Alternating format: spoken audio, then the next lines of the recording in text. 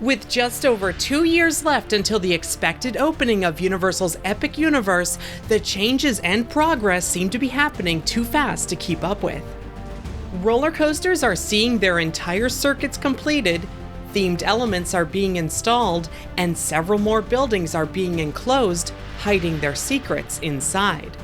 Let's check in on all of the incredible progress around Epic Universe in today's news update. Universal's Epic Universe is set to open by summer 2025 and is being constructed 2 miles south of the current Universal Orlando Resort. Despite the incredible rate of progress, the park is still not expected to open prior to 2025, and an opening timeframe will be dependent on other factors, like when roadwork and other infrastructure projects that are needed to support the park are completed. We're starting today's update on a section of the How to Train Your Dragon land that we've been keeping an eye on for several months now. The theming on the outside of both statues stationed at the entrance to this land is being installed. These theming chips, as they're called, are pre-formed mesh sections that are attached onto the already installed frame skeleton. Like a 3D puzzle, these chips will form the shape of the statues, but will later be covered and painted for their finished look.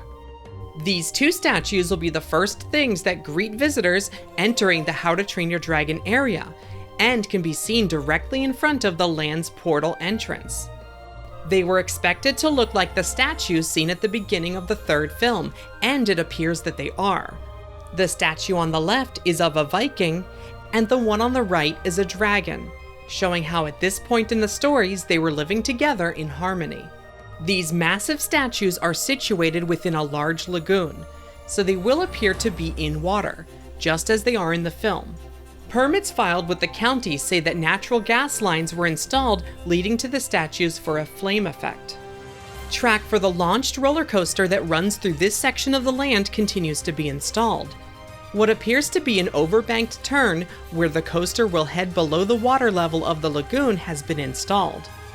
It looks like a lot of the track sections around this area of the ride feature banked turns.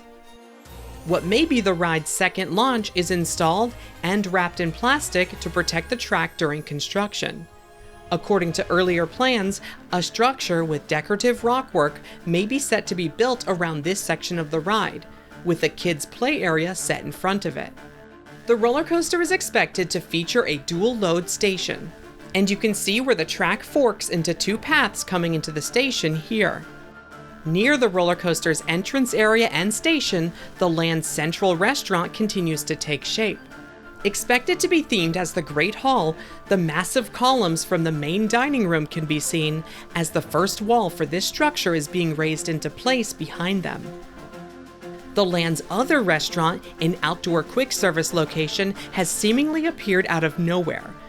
Zooming in, we can even see the food service windows where guests will order and pick up their food. Seating for this dining location will be in front of it, along the water of the land's boat ride, which the land is being excavated for now. And a section of the theater building has been enclosed since we last checked in. The section of the building where the main theater itself will be housed has not. Over at the Universal Monsters area, the land's family spinning roller coaster appears to have had its last track pieces installed, completing the circuit. The rest of this barn-like structure has sprung up since our last update. This barn-themed building was built around what may be a swing launch for this spinning roller coaster. Amusement Insider has created a POV visualization of what this coaster may be like once completed. You can check out the full video on their channel linked below, but as you can see here, it is possible that this section of the ride will feature launches both forward and backward through some sort of themed scene inside the barn. The other sections of track after the possible swing launch feature banked turns while remaining mostly low to the ground. This may help to obscure views of the coaster from the land's entrance. See our last video for more details and rumors for this unique family roller coaster. Nearby, a new section of the windmill-themed dining location has been added to the front of the structure.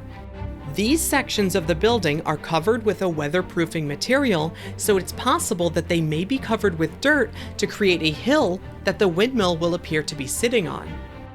Before we leave the Universal Monsters area, here is a ground-level view of the land's main attraction. Here we can see just how much taller the central tower is compared to the rest of the ride's main entry facade. Over at the Wizarding World area of the park, framing for the entry arch at the land's entrance is in place. This arch is expected to be themed as the Porte Saint-Denis Arch in Paris. It's hard to convey in photos, especially zoomed in images like these, but it appears that the arch structure, as well as the buildings within this Wizarding France area, are being built at nearly full scale, which should make for an impressive theme park land. Facades for all of the structures up and down the streets of Wizarding France are making quick progress, including the ones outside of the theater attraction, which have received new framing since our last update. Arches can even be seen along the bottom of this area. There is one area that has not yet received its facades, located at the top right section of the land. This is where the canceled attraction has been removed from the plans. What may be an entrance without a ride building is being constructed, and the area has been prepped to receive additional city facades along this section of the land, but there is currently not a plan to build a building behind them. The area's main attraction, hidden behind the theater and the city street facades on the left side of the land, is almost entirely enclosed. The portal entry into Super Nintendo World continues to take shape. An enclosed warp pipe section of the entry portal is currently getting covered in electrical conduit. This may be for a possible LED light show along the walls inside of this entry pipe, similar to the recently opened land in Universal Studios Hollywood.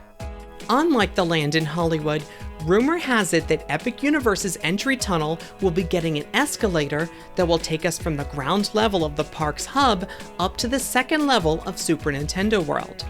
That way we can enter the land the same way that guests enter in Universal Studios Japan. An escalator has not yet been installed, but earlier photos of this area show a dead end at the end of the portal pipe on the lower level, which may be where the escalator will be installed. A walkway along the right side of the entry pipe may lead to an elevator for guests who cannot use an escalator. The framing for Peach's castle on the second level is in place, which is where we expect to emerge from into the land. The stairs leading down into the courtyard in front of the castle entry are in place as well. Stairs on the other side of the courtyard leading back up to the Mario Kart ride area can be seen, and in between these sets of stairs, we can see what will be the future entrance to the mushroom-shaped Toadstool Cafe. Zooming out, we can see the Yoshi ride track and Mount Beanpole framing. And behind this ride is the Donkey Kong coaster area.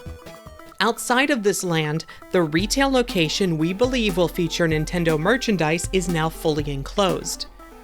To the right of this retail location are restrooms, which are also being enclosed, and to the right of them is a pizza quick service location that is just starting to be enclosed.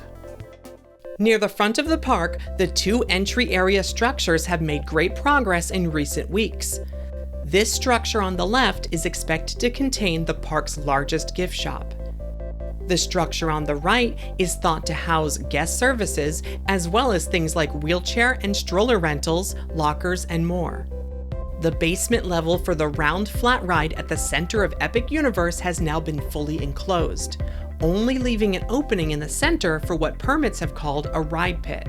It is still not known what type of ride this will be, but many believe it will be a covered carousel or another spinner ride of some sort. While we had been watching track being installed for the front part of the massive dueling roller coaster attached to the park's hub, track is now starting to be installed in other areas of the ride as well. We talked about the spider web of supports sprouting up for the latter section of the ride in prior updates, but now sections of the track for a dueling top hat have been installed. This top hat section is located directly after the ride's first launch. The track colors start as black within the attraction's launch tunnel, but then switch to their golden color scheme as you exit the inside section and start up the top hat. This ground level view gives you an idea of just how much is going on at the construction site. We can see the How to Train Your Dragon coaster track in the foreground, then the tall top hat of the hub coaster, and the city street facades of the Wizarding World in the background.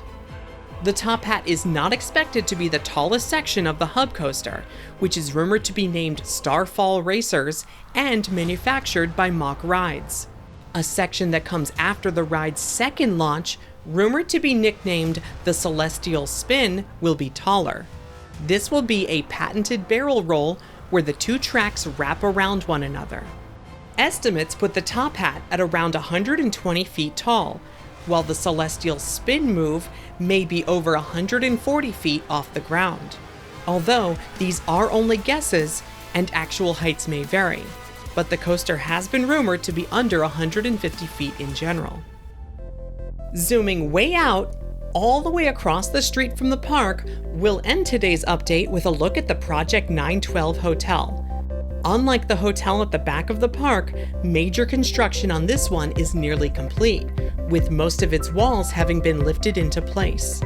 From the ground, we're getting our best look yet at the unique rounded windows of this new Universal Resort. Expected to be space-themed in some way, these could be like space portholes for the new hotel. That's all for now, but a huge thank you to BioReconstruct for the amazing aerial and on-the-ground photographs. You can follow him on Twitter for more incredible theme park photos.